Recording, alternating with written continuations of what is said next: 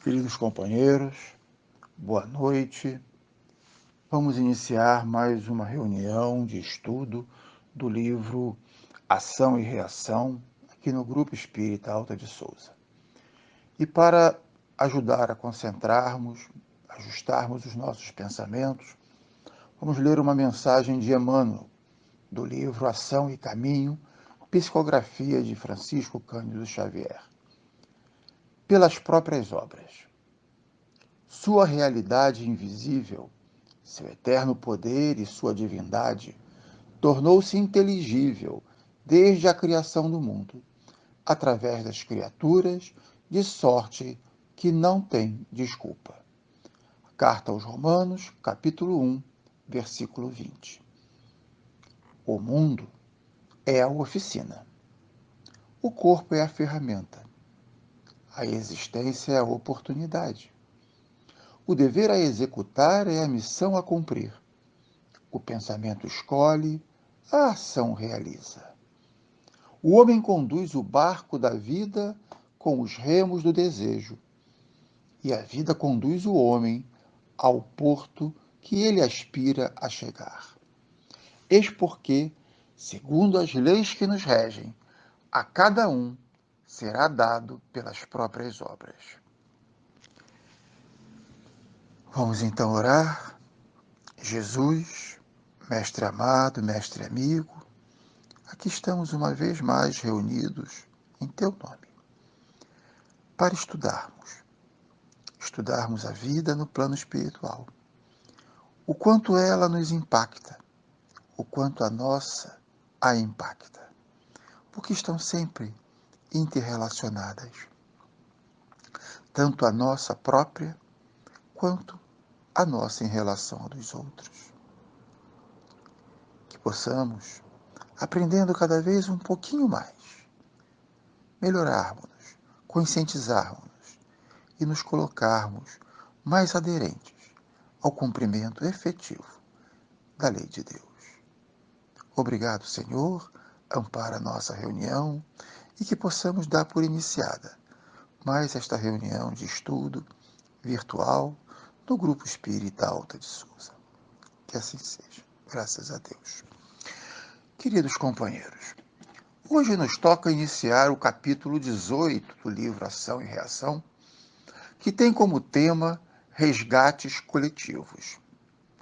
André Luiz, continuando o seu trabalho junto com Hilário, na visita que faz à mansão, ele agora é surpreendido por, por um chamado de emergência, um pedido de ajuda, endereçado à mansão por companheiros que estão dando apoio àqueles que desencarnaram. Na verdade, aqueles que morreram, porque vamos ver mais adiante que nem todos estão efetivamente já desencarnados, mas todos têm o corpo material já inanimado. Então vemos que é feito um pedido de ajuda, de socorro, para um avião que se chocou contra uma montanha no meio da selva e 14 pessoas que estavam nele já não estão mais entre os encarnados.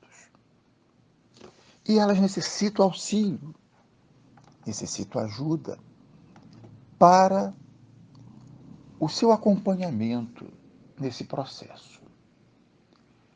Então vamos ver que a mansão envia uma equipe adestrada para a remoção de 6 das 14 entidades desencarnadas no doloroso sinistro. Que coisa mais interessante. 14 estavam a bordo. Nenhum deles continua encarnado, podendo seguir a sua vida encarnada normalmente, mesmo que com alguma sequela. Os 14 desencarnaram, como diz André Luiz. No entanto, o pedido de ajuda imediata para remoção é apenas para 6. E isso deixa Hilário e André Luiz curiosos. Por quê? Se desencarnaram 14, por que só 6 serão ajudados com a remoção? E aí Silas explica. 8 dos desencarnados no acidente estavam em condições algemadas ao corpo. Não importa se o corpo estava mutilado ou não, mas eles estavam ali presos, jungidos, e não era possível retirá-los naquele momento. Era necessário que primeiro esse laço tão forte, tão firme, tão atado, fosse relaxado, fosse diminuído. Ou seja, só 6 estavam efetivamente em condições de serem dali removidos. Todos aqueles que obram no cumprimento da lei divina não ferem o nosso livre-arbítrio e nem nos impõem sofrimentos desnecessários, porque ali, fixados ao corpo, estariam em melhores condições do que se arrancados ao corpo, porque eles estariam talvez numa condição de demência, numa condição de instabilidade emocional muito maior do que aquela que eles poderiam apresentar eventualmente junto ao corpo. Porém, ainda que só 6 fossem ser ajudados com a remoção, amigos espirituais abnegados e valorosos velavam ali atentos e calmos por todos. Além do que, uma cascata de luz vertendo do céu, o auxílio do alto vinha solícito em abençoada torrente de amor. Então, o atendimento, a proteção, o carinho, o amor, a atenção era dispensada aos 14.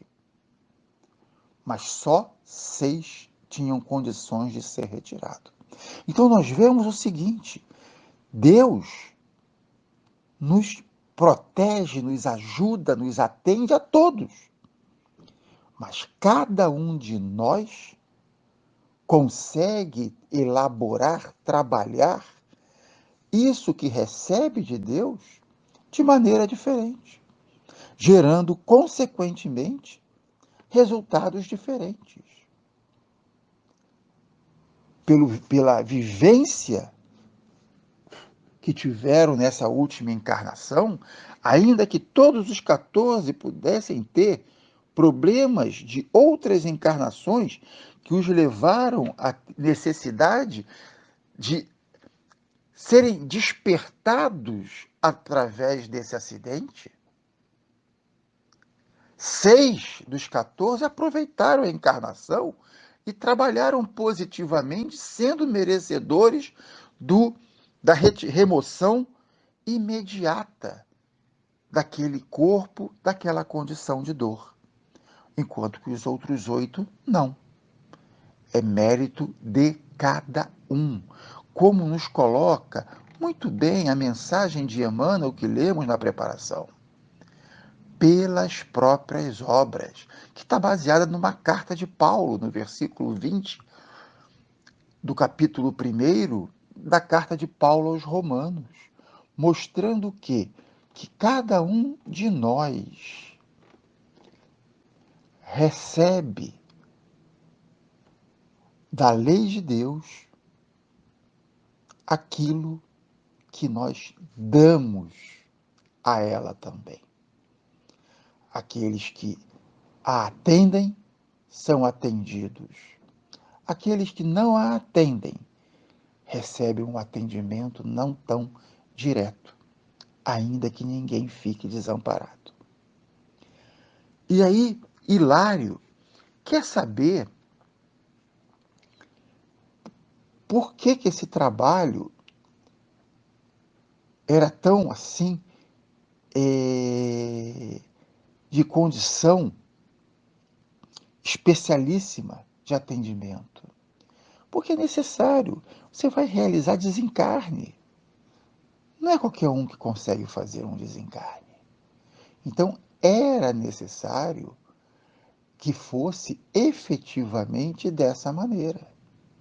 E o socorro é distribuído indistintamente. E André Luiz coloca uma frase, teria sido dita por Drúzio, muito importante. Se o desastre é o mesmo para todos, os que tombaram, a morte é diferente para cada um. E esse ponto, gente, acontece no nosso dia a dia. Um incidente qualquer, na rua, no trabalho, em casa, onde seja. Cada um dos presentes reage de maneira diferente. Ou seja, a situação é a mesma para todos os presentes, mas a reação de cada um é diferente. Nesse caso aqui, a reação é como se posiciona perante o desencarne. A vida interior lhes outorga a imediata liberação. Aqueles que se cuidaram, não é só fazer prece, não, é se cuidar com ações, com pensamentos, com trabalho, trabalho verdadeiro, não aquele trabalho para que nos vejam trabalhando, mas o trabalho realmente de buscar ajudar, auxiliar, fazer pelo próximo. Não fazer algo pelo próximo para que todos vejam que nós estamos fazendo pelo próximo, mas fazer a coisa pelo próximo para efetivamente ajudá-lo. Os demais, os que não conseguiram essa liberação imediata, permanecerão ligados por mais tempo aos despojos que lhes dizem respeito, aguardando a diminuição da força de atração mútua do corpo em relação a eles e deles em relação ao corpo. E isso aí depende tudo de quê? O que é essa força? É o grau de animalização dos fluidos. Quanto mais animalizados os fluidos, mais o espírito se vê retido ao corpo. Por quê? Porque ele está muito mais feliz, muito mais ajustado, preso ao corpo do que solto do corpo. Então a gente vê o quê? Que o corpo inerte, ou seja, a morte corporal, nem sempre significa a libertação da alma. Por quê? Porque o espírito quer ficar ali preso. É um desejo, talvez até que a gente chamaria aqui, olhando para a psicologia, inconsciente. Sim e não. Porque se é um desejo do espírito, se ele trabalhou para isso, não é de todo inconsciente. Ainda que, talvez naquele momento, ele não soubesse explicar. E mais tempo gastamos para esgotar as energias vitais que nos aprisionam a matéria pesada e primitiva, que é necessário esgotar para haver o desencarne. Senão, é uma brutalidade esse desencarne. Se o desligamento se dá de imediato, de golpe, de chofre. O que é um susto, gente? Nós gostamos de receber informações como tranquilos, amenas, pouco a pouco, passo a passo, e vamos nos inteirando da situação. Quando vem uma coisa assim, abrupta, de repente, o que acontece? Um choque. É exatamente isso. E para evitar esse choque, é que eles não podem ser afastados do corpo no primeiro momento. E quanto mais nos submetemos às disciplinas do espírito, essa palavra é muito importante. Disciplina. Adoramos citar Emmanuel, Chico, uma das famosas orientações de Emmanuel Chico, que muitos gostam de repetir: disciplina, disciplina, disciplina. Mas quantos se submetem à disciplina necessária para que nós tenhamos o mérito para sermos resgatados ao momento da morte corporal? Não somos muitos. Porque nós ainda somos indisciplinados. Indisciplinados no fazer, indisciplinados no pensar, indisciplinados em querer não fazer as coisas certas.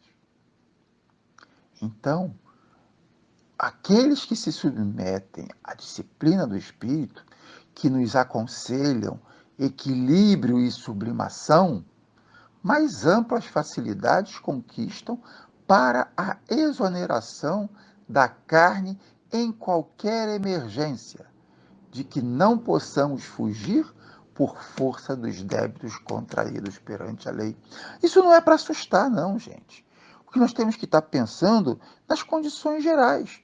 Imagina o seguinte, tá bom, se você fica um tempo num hospital, em casa, e numa condição de praticamente imobilidade, você vai se ajustando pouco a pouco ao longo daquele período sem ter desencarnado. Mas não é só por um acidente que isso pode acontecer. O acidente também pode ser um acidente de doença, de enfermidade, de invigilância. Podem ser várias maneiras de acidente, não um avião, um carro, uma coisa assim, que nos levem a um desencarne não esperado. E será que nós estamos preparados? Eu tenho lido um autor romano do século I, um filósofo chamado Sêneca, e é interessante como ele, reiteradamente, ao longo do documento, ele fala disso. A orientação dele para um discípulo dele, que ele coloca em cartas, são 120 cartas, ele coloca em várias delas, reiteradamente, seguidamente, que a nossa vida, a vida desse discípulo, como a vida dele, como a vida de qualquer um de nós, deve ser tal que estejamos preparados para a morte a qualquer instante. A hora que ela nos encontrar, temos que estar preparados.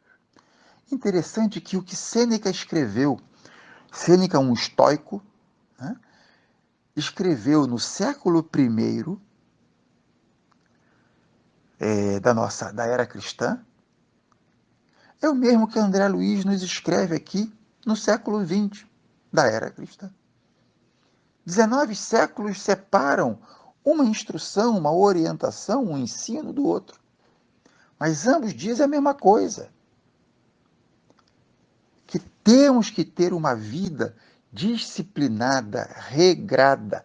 Disciplinada e regrada principalmente em moral. Principalmente em moral. Para que na hora do desencarne, da morte do corpo físico, estejamos realmente preparados para que, junto com a morte física, possa acontecer a emancipação espiritual. E, continuando, André Luiz nos alerta, ninguém vive desamparado. Vocês viram ali um pouco antes? Os 14 receberam amparo, tanto da proteção de espíritos que foram para lá gerar uma segurança para aquele ambiente de desastre, quanto das emanações que, vindas do alto, eram derramadas ali. Então ninguém vive desamparado, porque o amor infinito de Deus abrange o universo. E ninguém está desamparado em nenhum ponto do universo. Não é da Terra, não. Não é do Brasil, não é da Terra, é do universo. Deixemos de ser limitadores. Deixemos de ser limitadores. Deus é Deus do universo. Não é de uma religião, não é de um país, não é de um planeta. Menos ainda de um planeta nos confins do universo. Ele é Deus, criador de todo o universo. As leis que regem o universo são de Deus, tanto na área física quanto na área moral. Então, esse é o ponto importante. Agora, aqueles que são deixados ainda lá, presos ao corpo, eles vão entender a necessidade de um trabalho maior gradativamente. Nada de golpe, nada de chofre. Com Deus é tudo paulatinamente, com amor, com respeito. Respeito às nossas decisões. É o livre-arbítrio. Fazemos tantas besteiras e Deus nos respeita. É assim. Porque Ele sabe que é através da tentativa e erro que nós vamos aprender a acertar. Ele sabe que é assim. E aí temos que ver o seguinte: é preciso considerar que a tentação é sempre uma sombra a atormentar-nos a vida. Que interessante, né? Nós estamos sempre sendo tentados. E o que é ser tentado? Ser tentado é que algo aconteça que estimule uma deficiência ainda do nosso espírito. Por isso que ele diz que nós somos, é sempre sombra a atormentar-nos a vida, de dentro para fora. Porque ainda que o evento que dê motivo à nossa lembrança, recordação, ação, seja externo, a tentação é interna. A tentação está dentro de nós e não fora. São as nossas deficiências ainda existentes que fazem com que nós nos equivoquemos e façamos as coisas erradas. Que não atentemos para a necessidade de agir diferentemente, mais consentâneo com a lei divina. Não poderíamos, acaso, cooperar com os obreiros desta casa nas expedições de auxílio às vítimas de acidentes diversos, de modo a pesquisar as causas que os determinaram? Esse aqui é um ponto muito interessante que vai pegar daqui praticamente até bem mais embaixo. Por quê? Porque entra essa conversa entre essa colocação do interesse de fazer alguma coisa para saber, para transmitir para nós aqui encarnados, com Druso apontando que será que nós saberíamos transmitir, eles, né, André e Hilário, mas nós, qualquer um de nós, saberíamos transmitir notícias impactantes, notícias difíceis, sem gerarmos medo, sem assustarmos? Esse é um ponto importantíssimo. Porque às vezes até com coisas bobas, mínimas, essas coisas acontecem. Mas a lição que fica, o importante que fica para nós, é entender o seguinte: ninguém passa por nada sem ter um motivo para isso. A lei de Deus é tão perfeita que não o permite. Então ele lembra aqui que todos esses que passam por essas dificuldades, principalmente essas que chocam mais, foram delinquentes em outras épocas, cometeram crimes hediondos, horríveis, fizeram coisas que não deveriam ter feito em um limite muito alto. Agora estão se reequilibrando perante a lei divina, aprendendo o que fizeram aos outros, sofrendo neles mesmos a sensação que é: como será você cair de um penhasco de 500 metros, 300 metros, 100 metros, nas pedras lá embaixo, no mar lá embaixo. Como é isso, jogado por alguém? Agora aquele que jogou, cai, sem que ninguém o tenha jogado.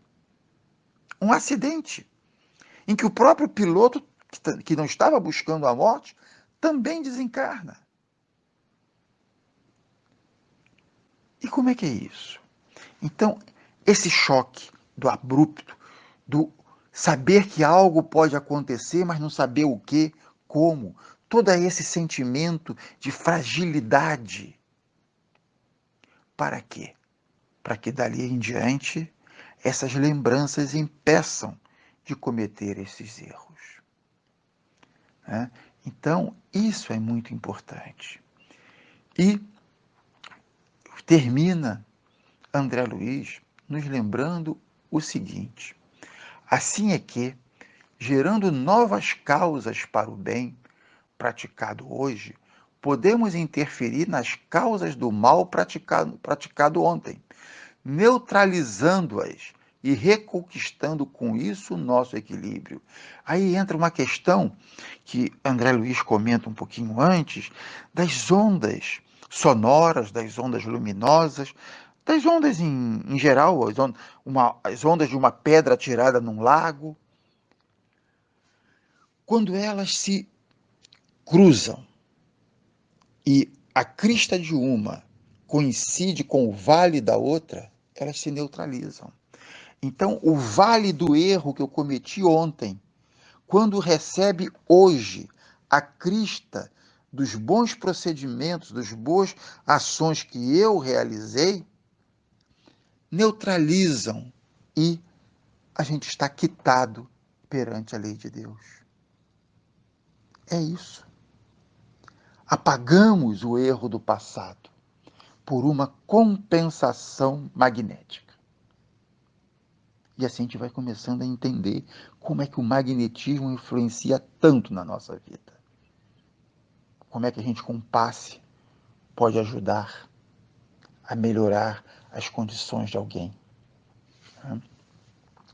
Desse modo, creio mais justo incentivarmos o serviço do bem através de todos os recursos ao nosso alcance. Ou seja, incentivemos o bem ao invés de comentarmos o mal. É isso que ele está dizendo.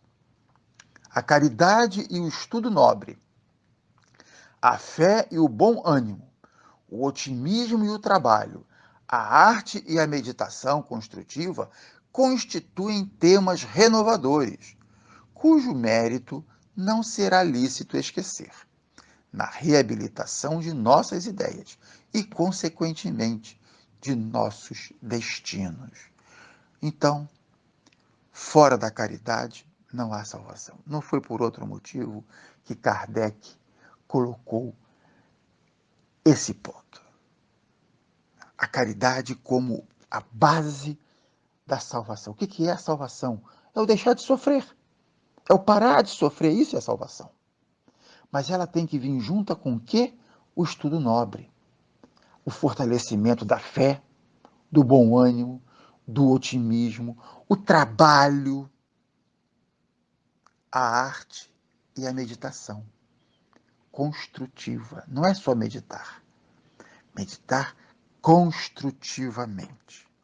São esses os alicerces que nós temos que colocar na nossa vida para reabilitarmos as nossas ideias e, consequentemente, as nossas ações e, consequentemente, os nossos destinos, ou seja, o nosso futuro. Era isso que nós tínhamos para hoje. Espero que todos tenham aproveitado e vamos então agora juntos fazer uma oração de agradecimento ao nosso Pai Celestial, a Jesus, nosso querido Mestre, a nossa querida Alta de Souza, mentora de nossa casa, e a tantos outros companheiros da pátria espiritual que velam pela nossa casa, que velam por todos nós, seus frequentadores, e que possamos continuar caminhando, estudando, trabalhando para nos melhorarmos e pedindo a Deus paz e harmonia para esse nosso planeta tão conturbado. tão difícil, nesse momento, como em todos os outros momentos, pelos quais ele já passou. Ampara-nos, Senhor Jesus, vos pedimos, hoje e sempre, que assim seja. Graças a Deus.